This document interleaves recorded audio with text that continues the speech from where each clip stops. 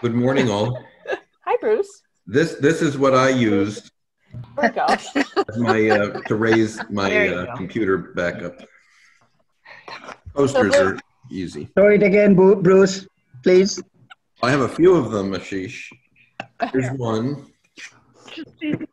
Okay, good. Here's the other one. Yeah. I don't know how much more awesome you could be. That's True. Good point. Bruce, we have been practicing raising our hands. So if you have activated your participant list, you'll see folks when we get to the question period can use the raise hand feature, and that'll bring them to the top of your list. Very cool. Morning. Morning. Julie. Good morning. How is everyone this morning? Look at Mr. Schramm, all nattily dressed. Have you been nattily dressed all week, Steve? Be honest. Don't ask what kind of pants I have. I was going to say, stand up. There you go. See, I jeans. Okay. Steve is always dressed. He is. What's going on? Well, let's see here. We have 9 o'clock, so we will first of all welcome everybody to our meeting this morning. And, I'm going to mute everybody for a moment and welcome you all to the Passport Club meeting for this. I have to look at my phone like everybody else. April 18th. It's Saturday, April 18th at 9 a.m. And we're so glad to have you all joining us on the line this morning. And a couple of important notes going forward this week on the Facebook page and also on our webpage for the club, which is 6400passport.org. Say good morning to Sue. Good morning, everybody. On that, those pages, including our Facebook page, which if you just look up 6400 Rotary 6400 Passport, you will find our Facebook group, and you can ask to join that group. We posted the charter membership form, and we already have, I'm pleased to say, have 4 people who have signed up to join our club. We are working towards our charter and would like to do that in the next couple of months, get everybody online with that. We need at least 20, preferably 25 people. The dues are going to be $140 US dollars per year that we can bill out quarterly at $35 a quarter.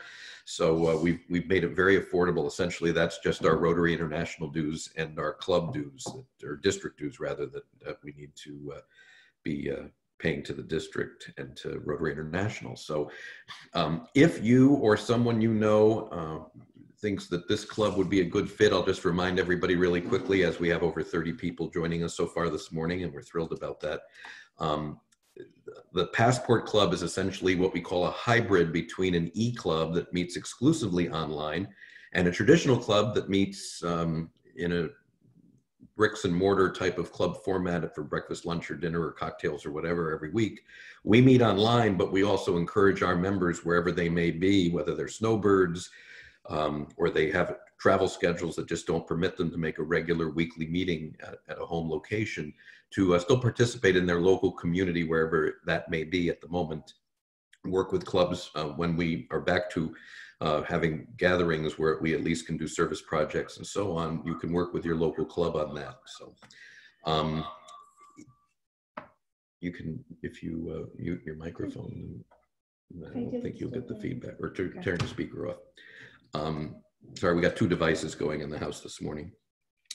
So anyway, this is a club that we need you to spread the word on, and we need all the help that we can get with you passing this along to people, not only current Rotarians whose schedules kind of meet that criteria that I talked about, but also people who haven't joined clubs. Maybe they've been looking to join, but they can't do it because it just doesn't fit what their lifestyle is, whether it because they travel too much, at least when we don't have COVID-19, or they are away for 6 months of the year, or 4 months of the year, whatever it is, and it just they can't establish roots in a home club. So we'd be thrilled to have them. More information, as I said, on our website at 6400passport.org. And with that, I want to thank Liz for doing the pre-show, the warm-up this morning. We we always appreciate her helping us out. We'll do these little lessons every week before our meeting. We haven't finalized next week's program yet, but we are looking to have it focus on an international project, or for those of you in Canada, project. And so we will have word on that on our both our website and our Facebook group page later this week. Anything, Sue, that I have forgotten that I need to add? Okay. With that, I'd like to introduce our special guest for this morning. I've known Steve for a long time, and he worked in the commercial radio world for a number of years, working with the time Clear Channel, now iHeart, and then at the time CBS, now Entercom, which tells you how the world works in commercial radio. But several years ago, Steve jumped over to the world of public radio, and we asked Steve to join us this morning to talk about not only his world and the world of broadcasting from a public radio perspective and public media perspective, because he dabbles in television as well, but also kind of talk about how this coronavirus pandemic has affected that world as well, and specifically his world. So please join me in welcoming a wonderful friend, human being, and somebody who really knows the world of broadcasting and has, sorry? And he was one of our mentors. Yeah, and Sue was pointing out that he has been one of our mentors as well over the years. We are thrilled Liz Smith taught us this last week. Let's have a round of applause for Steve Schramm. Thank you, Bruce. Thank you. It's a pleasure to be with this club this morning. And to Sue, good morning and hello. Are we talking to you from Florida?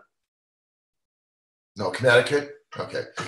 No, we are in Connecticut, hunkering down with our kids. So we were in Florida, isolated there for 2 weeks, made the drive to Connecticut, and now have been isolated and hunkered down here for the last 3 weeks. So that's fantastic. Well, I must say to the whole group that may or may not know the fact that Bruce and Sue have been very good friends for a long time. I've admired what they did in their professional broadcast career, but what I admire even more are the fact that they represent Mr. and Mrs. Rotary internationally as well as domestically. I am so impressed by their commitment, and it has inspired me in what I try to do at my club, at Rotary Club of Ann Arbor. By the way, I want to say hello to all of my fellow Ann Arbor Rotarians that I see on the call here. I see Ashish and Norma and Liz, and I know that Lauren is on board, John White. I'm just going to go across the portfolio and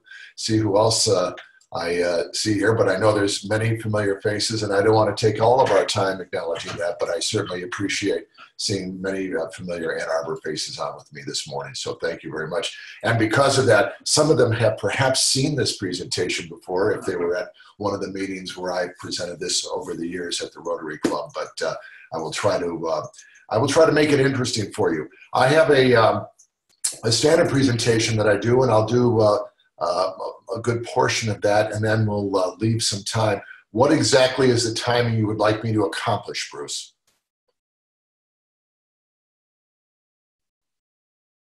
Whoops, I can't hear you. we muted ourselves, sorry. Ask the question again. What timing do you want me to have here? Because we didn't talk about that. 20 minutes. Okay. All right, so let's move on. I'll make best use of the time. I have some standard presentation I'd like to do, and then at the end, certainly ready to handle any questions and answers. We can talk about the impact of COVID on our particular operation. I can tell you how it's impacting public radio as a whole, and certainly you're going to see a lot of parallels across every industry, so there won't be that many surprises in that front. But I will share my screen here and see if I'm going to do this correctly. I've done it before. Maybe I can do it again. Are you seeing a full screen of my slides yet? We are. Okay, perfect. Then let's play it from the start, and there we go. So it's a pleasure to be with you this morning, and I want to talk about Michigan Radio, but first I want to talk to you about how Michigan Radio came to be part of my life. And as I start with an overview of the fact that I've actually had connection to WUOM for a long time. The station's history spans over 72 years, but my awareness of Michigan radio began in grade school. It was back in the 4th grade that I recall knowing about WUOM, because every Thursday at 2 p.m., we would have a vocal music class, and it was taught in a unique way. It came over a loudspeaker in our classroom, and that loudspeaker was a radio station emanating from the campus of the University of Michigan in Ann Arbor. And the loudspeaker would come over and play our vocal music class and its instructor. And the class was called Festival of Song, and our radio teacher was Miss Edith Albert. And she would have us open our songbooks, which we would purchase from the University of Michigan, and we would learn the song for that week, sometimes in 2- or 3-part harmony. And that was my first step of learning interactive learning from WUOM. Then years later, in my year of senior high school, I entered the Michigan High School Forensic Association. At that time, they had a competition called Radio News. And so I had competed with success in the local and regional finals. And then the state finals were held on the campus of the University of Michigan in the studios of WUOM, where I competed. And I came in 2nd in the state in that particular year. Fast forward to 2006, 14 years ago, I became the general manager and executive director of Michigan Radio. And this time I came from a career in commercial media, both radio and TV, as Bruce pointed out, also in online media. I was a senior vice president for AOL in the mid-2000s. And then I arrived to shepherd the station through some management reorganization. I'm certainly proud to report 14 years later that we've enjoyed lots of wonderful success. And that's what we're going to share with you this morning, some of the history of Michigan radio and how it has continued to grow and prosper. So like any newscast, we have a rundown, and here are today's top stories. So we'll talk about what is NPR. I've heard it on NPR. You'll hear a lot of people say that. So what is NPR? We'll also preview your top public radio programs. I'll talk to you about Michigan Radio, your NPR news station. A little bit of flashback. We'll show you the 70-plus year history of WUOM. We'll talk about local news journalism. That's the core of what we do, and show you some of the names and faces of the people that help us do that. We'll also talk about how you can access Michigan Radio. It's not just on the radio, of course. The digital presence of public radio is strong, and that is very true for Michigan Radio as well. And then we'll talk about the finances. How are we supported? What exactly are the elements and the pillars of support for public radio? So let's start with this. Let's start with what is National Public Radio? Well, National Public Radio is a private, nonprofit, multimedia organization that produces and distributes public radio programs, and it's all over the country. It's funded primarily by member stations like Michigan Radio. We have additional funding for NPR that comes from private foundations and corporations, but it's important to recognize, because this is misstated all the time, that NPR receives no direct funding from the federal government. It does receive some limited grants for special projects, but overall, you would have to, and you look at analysis of their financials, there is no direct funding from the federal government, and that is something that we continue to be very proud of. So going coast to coast, looking at this map, there's 991 plus member stations that are part of the NPR member family. There are stations in all major markets in the United States, and it continues to grow. Each week, there are 37.7 million listeners to NPR member stations, and over 30.2 million of those are hearing NPR programs and newscasts. The audience for public radio programming and newscasts is greater than the combined circulation of the top 64 newspapers. This is a stat I have to update because I don't know that there are still 64 national newspapers. I think they continue, unfortunately, to shrink. But public radio continues to be a communication lifeline during times of emergencies like we are experiencing now. The pandemic is our national and, frankly, global emergency. And public radio and the type of programming, the type of news, and the ability to connect with its community has never been more present and never been more critical. Now, the public radio satellite system is how we are all linked together. There are 450 individual public radio entities that have these 991 signals across the United States, and there are additional 400 repeater stations. Those are signals that are less than a full signal in the marketplace. We also do Amber alerts on public radio.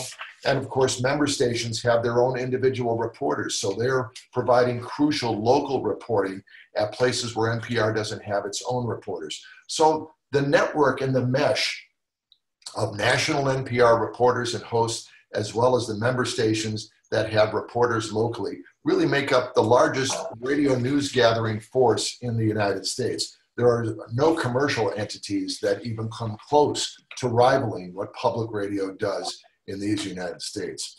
Here in the state of Michigan, NPR stations can be found originating from the following cities, and Michigan radio is in most of these cities: Ann Arbor, Flint, Grand Rapids, Detroit, Ypsilanti, East Lansing, Marquette, Mount Pleasant, Saginaw, Kalamazoo, Traverse City, and Alpena and Mackinac City. So NPR signals are available in all of those cities, and in those cities, of course, the signals travel quite a distance, so you can hear Michigan radio and you can hear our colleagues across the state.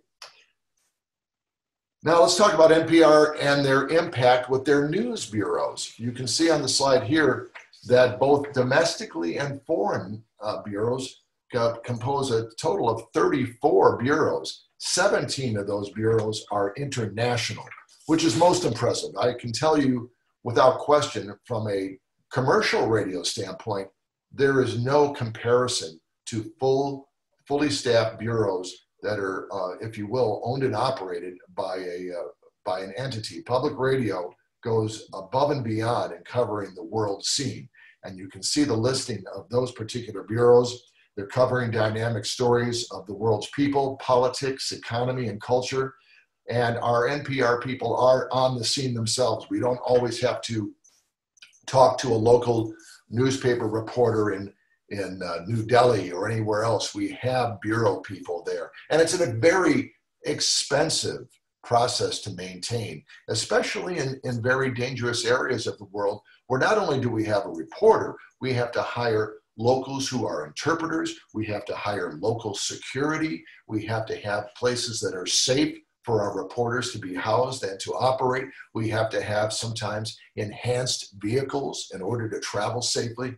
So it's a very expensive process to have the quality of the foreign bureaus that we do, as well as the quality of the journalism that we generate from those bureaus. You can see also there are 17 domestic bureaus. These are where NPR reporters are based. In addition to member stations, there are actually NPR staff that are based at these particular locations.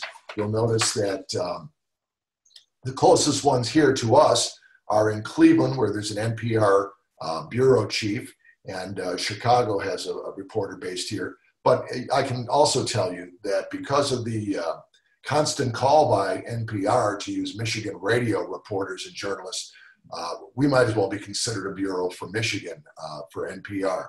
But we're proud to serve that. We're proud to be able to offer that type of content to NPR and the member stations across the country. Let's talk about the audience for just a minute. NPR has a total audience that has distinctive and enviable characteristics, and you're going to see how this type of audience has a lot of parallels to the character of Rotary.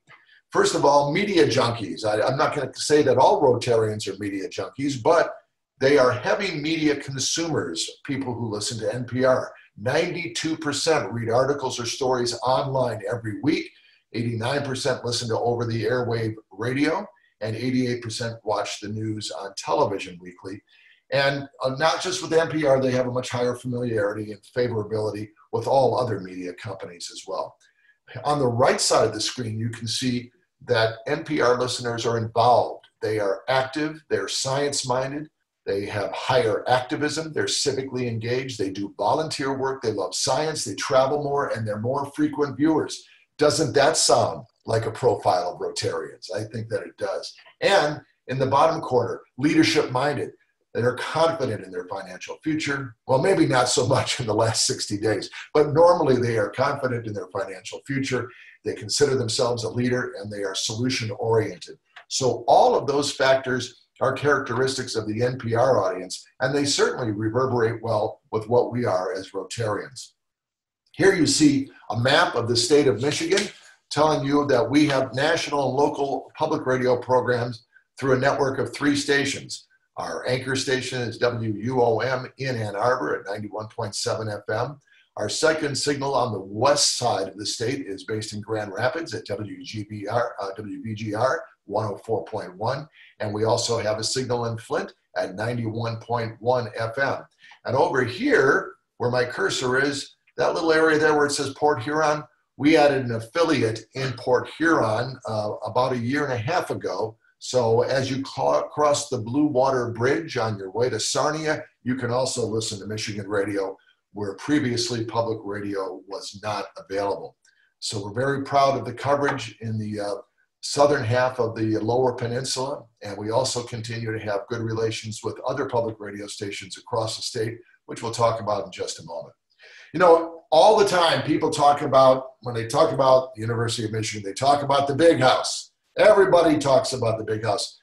I want to talk to you about the big radio station at the University of Michigan.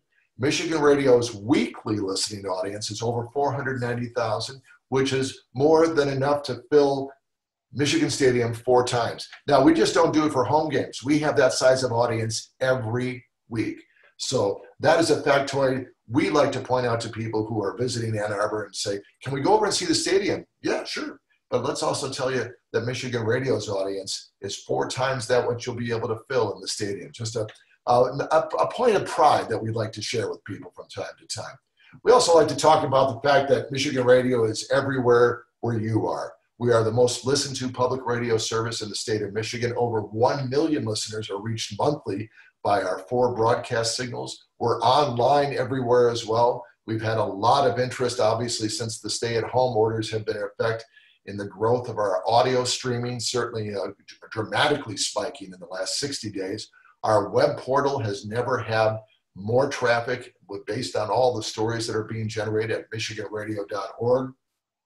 Likewise for our social media presence on Facebook, Twitter, and Instagram.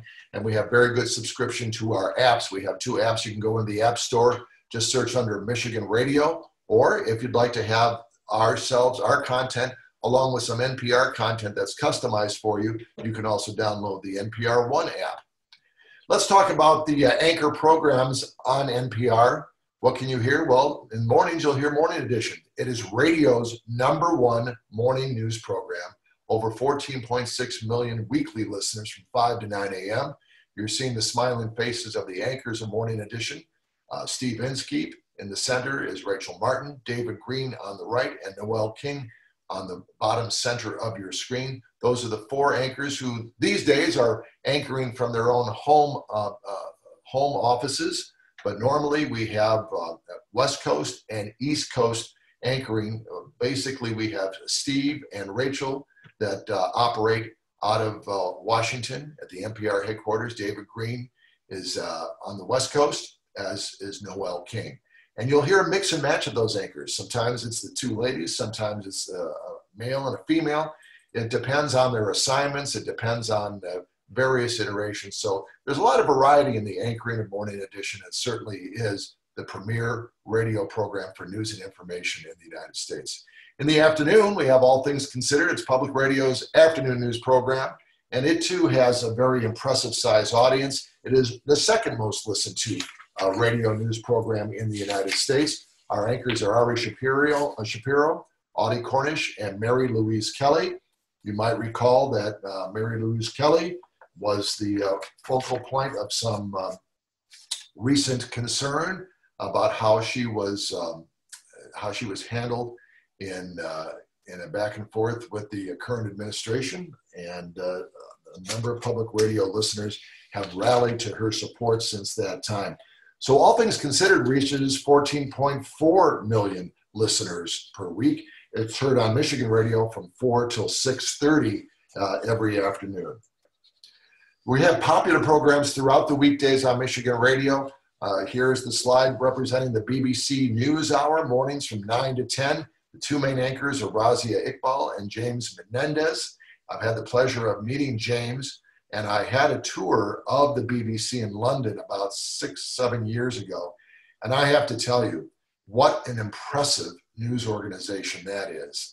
It's the world's largest news gathering organization because obviously not only do they have their radio presence, but their television presence is international as well. It is an amazing facility as well as an incredible group of journalists spread throughout the world. The BBC truly is the gold standard of journalism reporting electronically in this globe. There is no question in my mind about it. And one of the amazing things I can tell you about that trip is the morning that we walked in and NewsHour was just getting ready to originate at 9 a.m. Eastern time. The show had already been pretty much planned out. They knew all the guests and what was going to happen. 2 minutes into the show, there was a disruption in Egypt. A shopping mall had been bombed and there was a shooting going on. I watched that show after the first 2 minutes drop everything they were going to do, operate live without a net, and all of a sudden, James Menendez is just anchoring the show with no script, just having some clues of what's going on being whispered into his ear by his producer. And then they start bringing in all the reporters and all the analysis. And for 58 minutes, he did that show without a script and just went to experts and certainly witnesses to what was going on there. And it was quite impressive. To me, you see the best of a journalist and an anchor when they don't have a prepared show and they just have to be in the moment and act spontaneously. And it was a phenomenal thing to witness. And who would have thought that's what we would have been exposed to and treated to that morning. Popular programs continue throughout the day on Michigan Radio. Our midday lineup includes 1A from WAMU in Washington from 10 a.m. till noon. Right now, 1A is going through an anchor change. It had been anchored by Joshua Johnson till the end of last year. And right now, Sasha is our current anchor for 1A. She's a temporary anchor, and I think the search is still going on. But in the middle, you recognize perhaps certainly the name, if not the face, Terry Gross, the host of Fresh Air. Fresh Air has been on the air for decades now, is one of the most compelling and engaging interview programs you will ever hear.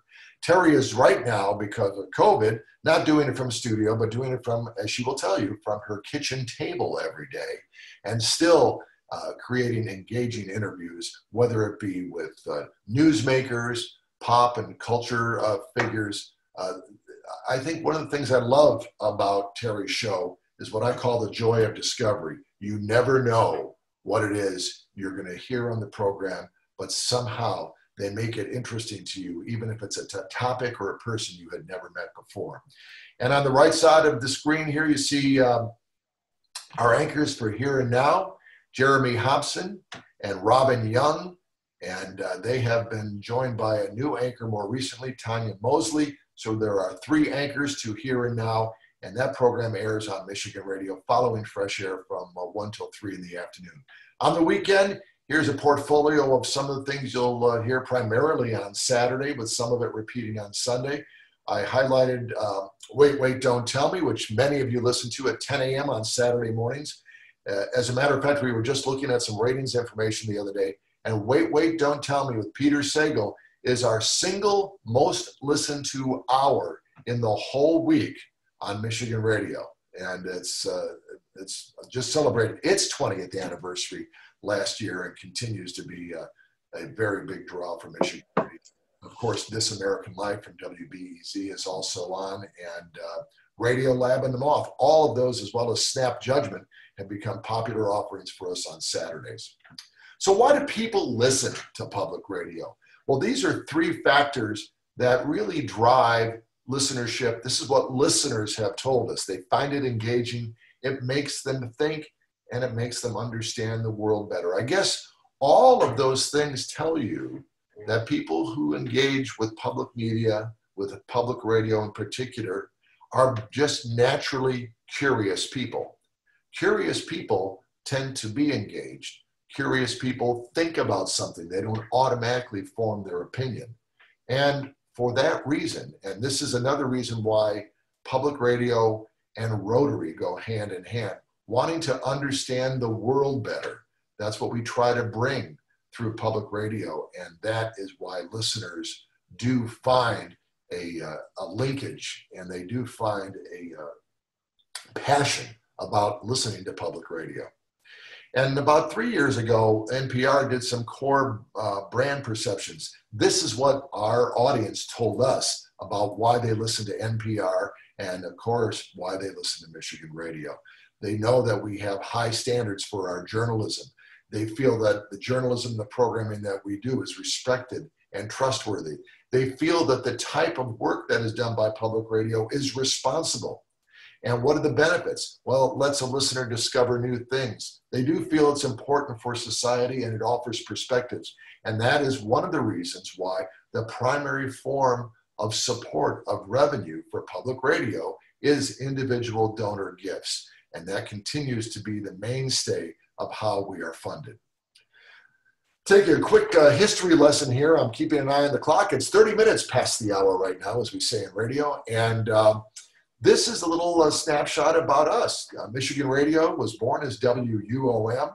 In this year, we are celebrating 24 years as an award-winning NPR news and information format. But prior to that, when we signed on in July 5th, 1948, there was no NPR. There was no wired public radio network. What it was, and this was true of public radio in those early formative days, in those nascent years, it was a series of local programs. Because it was owned and operated by the University of Michigan, it was primarily professors that would come on and do programs of whatever their particular interest area or area of expertise was. You can see here, this was our original studio outline, where there's a gentleman doing some, we did a number of radio plays back in those days. And on the bottom right, you see a gentleman engineering the console. Now, we don't use that console anymore, but we actually still have it on display if you were to take a tour of the station. And the gentleman sitting behind those controls was just a young man who had just graduated from U of M. But about a year and a half ago, that gentleman came by for a tour, an open house tour of the station, and he's still alive and well. And we took a picture of him behind that exact same console, but obviously many years past that time. So we were thrilled that he was able to come. This is a snapshot in history. This is a copy of our actual printed program schedule, which used to be mailed to listeners. This is from September 1949, about almost a year into the offering of the station being on the air. And you can see that the shows on the station varied from either 30 minutes at the longest to 5 minutes, sometimes 15 minutes. You can see on Tuesdays at 4 o'clock, we had an episode of the German Club. We would do requests from 4:30 to 5 o'clock called Requestfully Yours. And then from 5:30 to 5:45, a children's story. We had dinner music, we had classical music, we had the music of Broadway, medical series, a number of different offerings. And it really made for a diverse type of programming that was all primarily generated at the University of Michigan. Just a quick snapshot of some historical moments. As you can see on the chart, we began broadcasting as WUOM in 1948. We added WFUM in 1952. And then in 1961, a signal was gifted to us in Grand Rapids. WBGR went on the air, serving us at 104.1. We used to do University of Michigan football games. Those debuted in 1963. A long-running show on the station was Jazz Revisited with the late host Hazen Schumacher, a personal friend of mine. That show aired weekly on WUOM and had over 3,000 episodes, which we have now digitized, and we are planning to see if we can get them enrolled in the Smithsonian National Institute of Broadcast History. We started our first campaign on-air membership drive in 1974. We decided to start calling ourselves Michigan Radio in 1989. And then in 1996 is when we became the format that you know today, news and information. 2003, we moved off the campus proper and moved to a downtown Ann Arbor location on the Old West Side in the historic Argus building. And in 2013, we were named the top-rated public radio station in America. In our home market of Ann Arbor, we had a 25 rating in the market, and we were the #1 public radio station across 80 markets in the United States. One of my points of pride since I've been the executive director of Michigan Radio is the formation of our daily news and information conversation program called Stateside. This is where we get to showcase the local journalism from Michigan Radio. We've just had a change of host at the beginning of the year.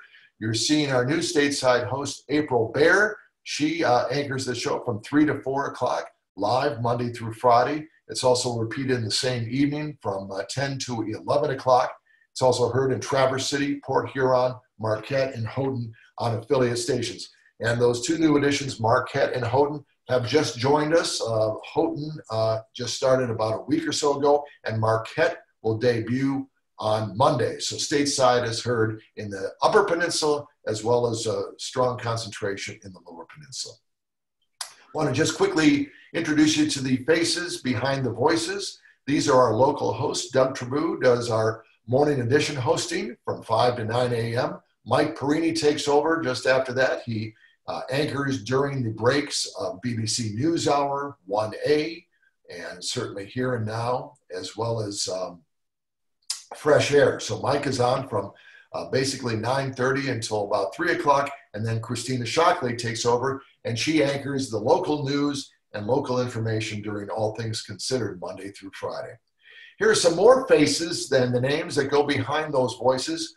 Across the top row, from left to right, is our news director, Vince Duffy. He has a number of editorial managers that are with him. Lindsay Smith and Rebecca Williams help not only report on the air, but also edit the stories from our news reporters throughout the course of the day. Right top is Zoe Clark. She is our program director and also is our in-house political junkie. And on the bottom row, we have a number of reporters whose names you might recognize, as well as on the bottom right corner, Sarah Hewlett, who is also our long-form editor. So when we're doing specials and documentaries and podcasts, Sarah is the editor and oversees that team as well. Some additional faces and voices, some contributors here. John U. Bacon, who is a familiar name to the Rotary Club as an invited guest speaker, and also a great author of many books. He just completed one not too long ago on Michigan football and Jim Harbaugh. And John tomorrow is actually running one of his own little marathons through the city of Ann Arbor, and we're very excited about that for him. Ann Curzan in the top center is currently the Dean of the School of Literature and Science and the Arts, and Ann has joined us now for the last 6 years with a weekend linguistics feature called That's What They Say. And across the rest of the photos here, we have contributors like Lester Graham, weekend host Rebecca Kruth, Mercedes Mejia is a producer for Stateside, and Paulette Parker is one of our digital reporters. Now, we told you can hear us everywhere at any time. We are over the air on 4 statewide broadcast signals. We reach over 1 million listeners through our radio signals alone. MichiganRadio.org has over 400,000 unique users every month. Our online streaming audio, which you can hear on an app or Alexa or any other smart speaker, we have over 150,000 unique listeners that listen online every month. The apps that we have, our Michigan Radio app has over 13,000 users every month.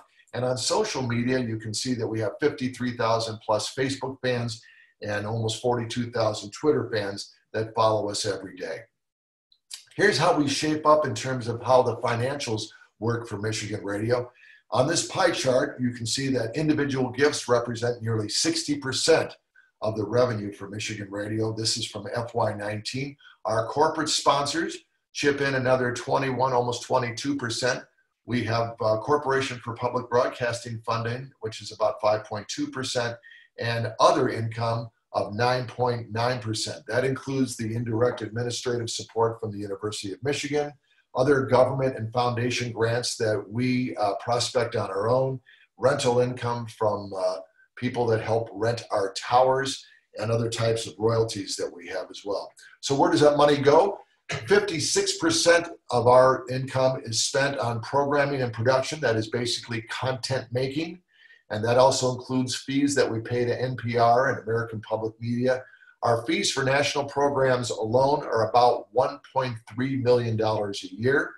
Our development expenses are 26.8%, and that includes membership, major gifts, grants administration, our corporate support, and marketing.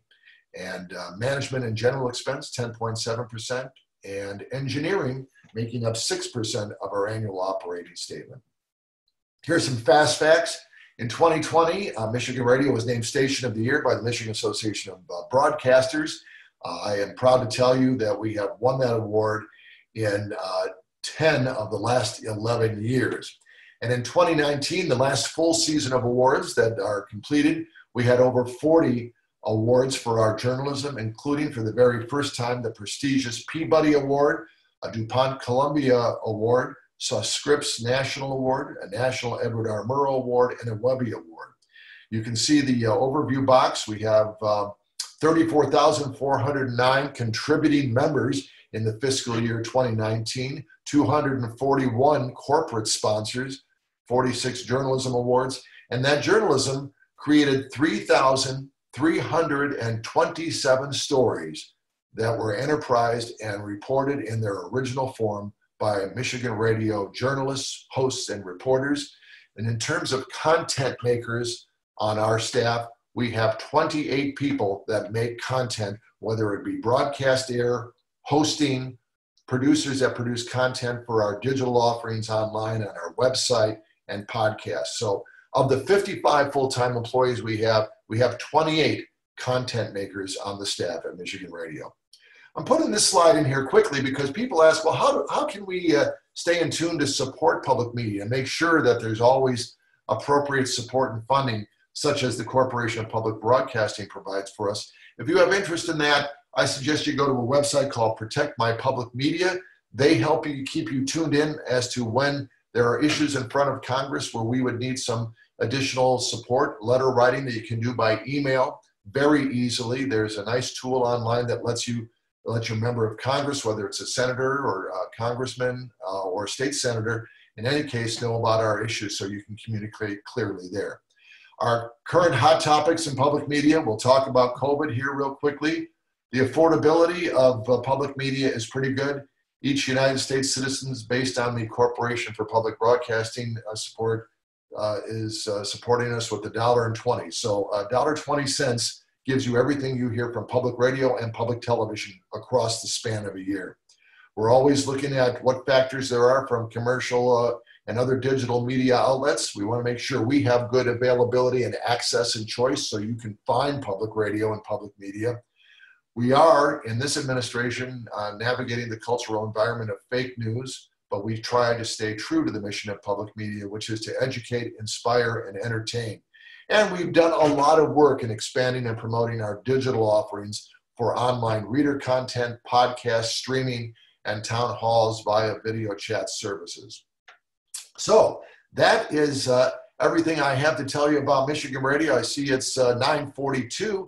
I am happy to take any questions that you may have, and I certainly want to thank you for your time and your attention. So, Bruce, I'll turn it back to you.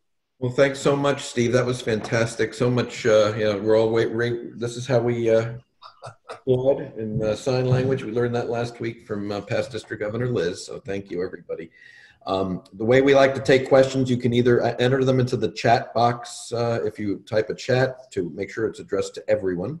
Raise your hand, which Liz taught you before, or you can unmute yourself. But when you do that, don't please wait, and I look and see who's unmuted, who's have themselves unmuted, and then we'll call on you so that we maintain order. And I'd like to take the privilege of asking the first question, Steve, which is, you've got a lot of employees.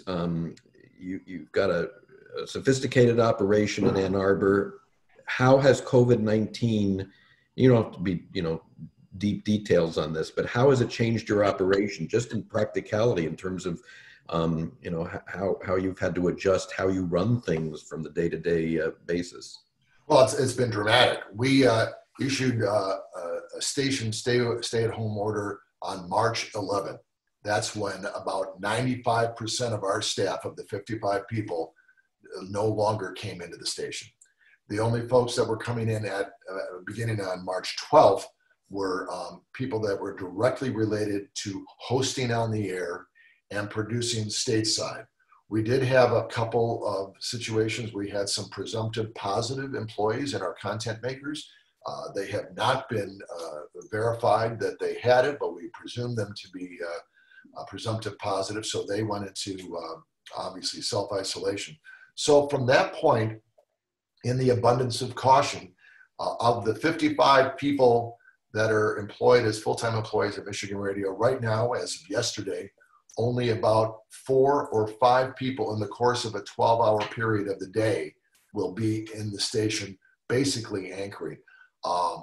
Because of technology, everything we're able to do here on Zoom, everything that we can do with station systems, and Bruce and Sue, you're familiar with all of this technology as well, we can certainly with reporters be able to record news. It's not as simple in terms of news gathering. You can't get in front of newsmakers right now because everyone is staying the safe social distance or staying at home. So we are relying on, obviously, the ways to reach them through phone or video chat services. It has made everything entirely different. As we all know in business, you can't just walk down the hall and have a casual conversation. We are using all the tools. We are using Google Hangout, obviously email. We're using Zoom. We're using Blue Jeans. We're using all the interactive communications we can find to do that as effectively as we have. What are the impacts in addition to the employee factor? The impacts for us going forward and right now are revenue issues, just like they are for any business. In the first 10 days following the mid-March, we had over 15% of our corporate sponsors have to cancel their schedules on the station. That is about a $200,000 impact in 10 days. And of course, it's a lot harder to see new schedules come on right now to take their place. And we did not do our regular spring membership drive, which would have occurred in mid-March. So the normal bit of lift and inspiration that we get financially from that, which takes us through the end of the fiscal year, which ends June 30th for us, is not there. We are doing a soft messaging campaign reminding people how it is that we are providing our news and information. We have not had to lay anybody off, but I do know that we will tap into our reserves because of the financial position that operating at full force, but not having the revenue to support that right now. So that puts us in a very challenging position, not only to finish this fiscal year, but just like every other business in this country, how to plan for the future and how to know what that future is going to be like, and how long is this uncertain period going to last? I don't think anyone has the crystal ball on that. That's the big question, and I don't think a lot of people understand that public radio is still a business. It's a not-for-profit business, but it's a business. Ashish had a question. Ashish is from your club, the Ann Arbor yes. Club. Always happy to speak to Ashish. He raised his hand. Good man, Ashish. And now go ahead and ask your question. Well, it's not a question. It's just for information. Steve talked about a lot of his colleagues who won several awards and have been recognized and so forth. Steve himself is an award-winning journalist, general manager, and has been given many awards locally, statewide, and nationally. So people should know that. He's too modest to mention that. You are too kind. Thank you, Ashish. I appreciate that. And I as many people know, I truly admire the work of Ashish and Norma and what they represent to Rotary. Oh, come on. Just cut it off. Club of Ann Arbor. Just cut it off. I've always told you I'm in your corner. Steve, in your professional opinion, if you I mean, you're seeing the news firsthand. You know the impact it's having on the advertising community and so on. What do you think it's going to look like on the other side? Boy, and I take a long sigh. You know, I look at this from two perspectives. I do have engagement with many of our corporate sponsors and know a number of them long term. I mean, we have one law firm that's been on the air with us for 41 years. You just don't see even that kind of support sometimes in our commercial arena, which I'm very fond of. I think that everyone has goodwill about wanting to restart their business. Everyone has an interest of maybe as May or June comes around and the stay-at-home regulations get modified to whatever degree they can be, that some level of return, I'm not even going to call it normalcy. We don't know what normalcy is going to look like going forward. And I think everyone is doing what they can. They are being mindful of the resources they have available. I think everybody at the heart, especially business owners, not just advertising agencies, but business owners, want to be able to be true to their employees. They want to be able to have a model where their business and everything they've worked for is sustainable, so it has a way to come through this challenging and unsettling time. And we're the same way. I mean, I feel fortunate being a strong station that we have reserves that we're going to be able to tap into because of the generosity of how we've performed in the past. But if I have to tap into these reserves all of FY21 as well as to the next 4 months, the viability of that is going to be challenged. So I think every business, I have respect for every person who's running a business, every individual donor who's looking at their resources, at their wherewithal, at their portfolio, at their retirement plan. And I recognize that everyone is in the same boat of saying, how long will this last? What will be the resiliency for our country to rebound? We don't know yet. And and because it's not just us, it's global. You know, the viability of how our economy rebounds is also dependent on the global factor of how the world as a whole rebounds. So I think this is the most complex, the most multi-layered, the most multinational problem we have ever dealt with in our lives. And I even if you take it all the way back to the pandemic of 2018, I mean, 1918, it can't even match what we're talking about here because the size of the population of the globe has expanded, the density, all of these factors make it an entirely new equation that no one has a handle on yet.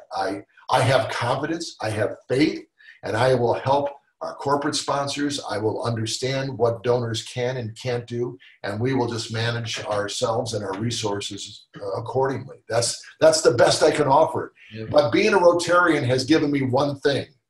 It has given me the innate optimism and confidence that we will be able to do it.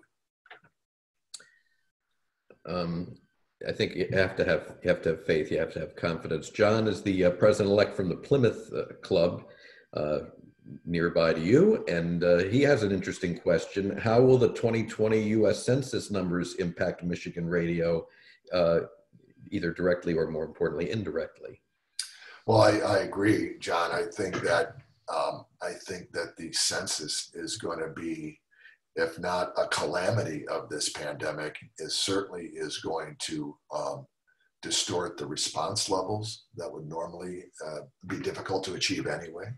And I think the way that things are measured will be challenging. I think overall, the census is trying to promote itself effectively with messaging on television or radio and even on public radio as well. We all know that that's an important factor. And I don't know if people at large see the sense of urgency on that right now, just because they are, for many people, wondering, you know, how they're going to pay their rent next month, or where's their food coming from. So I don't know if everyone is plugged into the time-sensitive nature of the census. And I think I've heard that they were they're going through a longer window of registration for the census. So that might have to be even, open further. I don't think it's going to be the neat and tidy bundle that they anticipated. Carlo, our friend from across the river in Windsor, asks if there aren't resources from the federal government, but that's always a tricky navigation for you, as you pointed out, with your with the way your funding is created. Has the federal government indicated there's going to be any kind of a pool of money available for? Yes, actually, there is good news on that front. As part of the CARES package, $75 million was allocated to public media, and just day before yesterday, the allocation formula was shared with us from the Corporation for Public Broadcasting. When the $75 million, well, first of all, I can tell you that public media appealed to the members of Congress and to the appropriation committees that were working on those things. They had asked for a package of $350 million, and they were awarded $75 million. That $75 million is being split between public television and public radio. For public radio, it was explained to me that the division of the dollars was 50-50. So television got 50%, radio got 50%, because there are more public radio stations than there are public TV organizations. And our allocation from the $75 million, just so you're aware, the $75 million takes care of the 400 plus public radio stations and the 200 so public TV stations. We will see $75,000 from that, and we just were made aware of that number day before yesterday. Well, good. It'll help, but you have an expensive operation that you run there, so yes, it takes a lot. So Keith asks an interesting question. He's the district governor-elect in our neighbor to the south, District 6600 in Northwest Ohio, and he's in commercial broadcasting and says he's on the air, but he asks how digital offerings like Zoom and Skype affect all forms of radio in the future. I have my own thoughts on that, but you're our guest this morning, so what do you think? Well, I would say to Keith, I value what I wish I had bought Zoom stock before all this became. That name is now as familiar as Kleenex is for facial tissue. It's unbelievable, even though video systems exist in various forms and brands. But I will tell you this, I think that the adoption or the quick use of Zoom by families, by businesses, by everyone, makes it more familiar as a tool to use. One of the first things we're going to be doing, we do a series every month called Issues in Ale, which normally is set in a pub, and we bring newsmakers or have a topic that we pursue with people on a more intimate basis. Usually, 75 to 150 people come to these events. We are going to start doing virtual Issues in Ale events through Zoom. They are going to start up as early, well, let's see, today's the 18th. I think we are starting our first one in about 2 weeks. And it will allow us to not have to be geographically specific. We do travel the state with Issues in Ale, but we can, just as you have with this Passport Club, we can have people from wherever they might be able to tune in. And because of the dominance of audio streaming, the popularity of our website, which is in referrals, a lot of our referrals to our website come in through search. When people are just looking for a topic, they just type it in and Michigan Radio pops up as a result. The way that our content is being consumed is certainly across multiple states, not only in the Midwest region, but we look at our streaming audience outside of Michigan proper. We have very good following in London. We have following in Beijing, and all over the globe, and obviously in lesser amounts. So we are followed throughout the world, and we're very proud of that. Yeah. I have a follow-up question to that. And it came as you were talking about some things and the changes that are going on. Sports is a big part of all of our lives.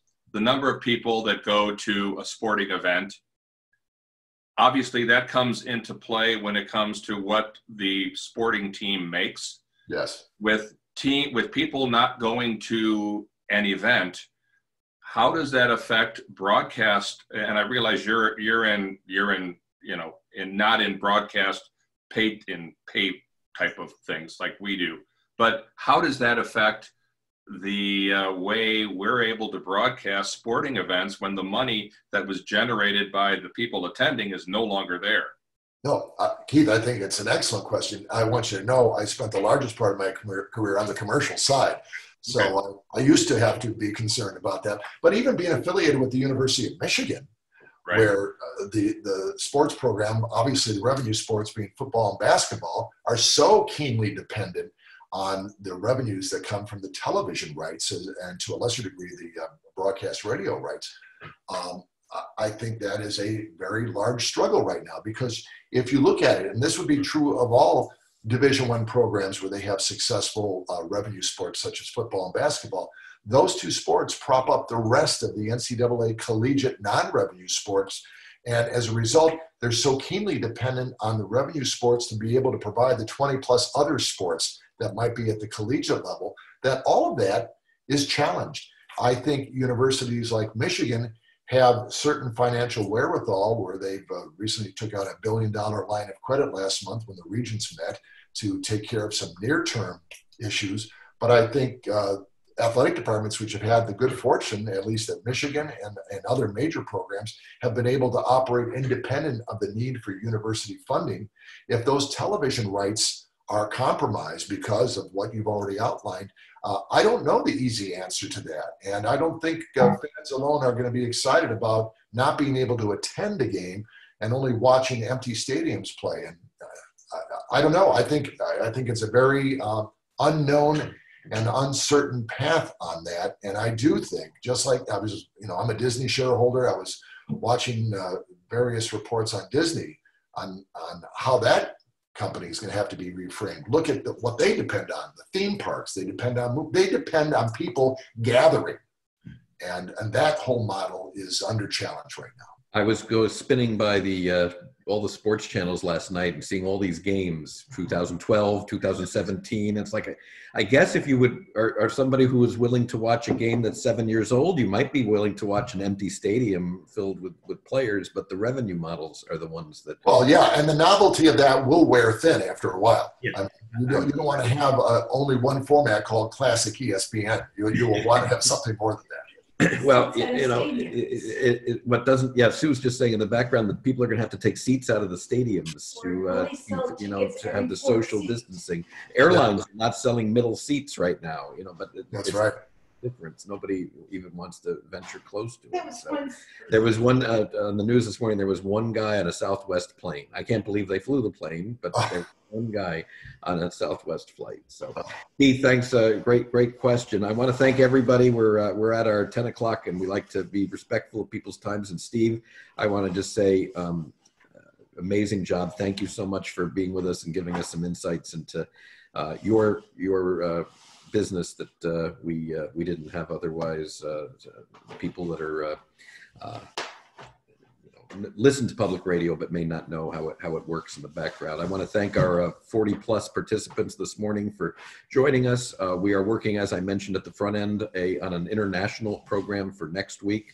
So we'll post that on our all the different Facebook group pages and our own page, which is the group is Rotary 6400 Passport Club. Just search for it on Facebook and you will find us.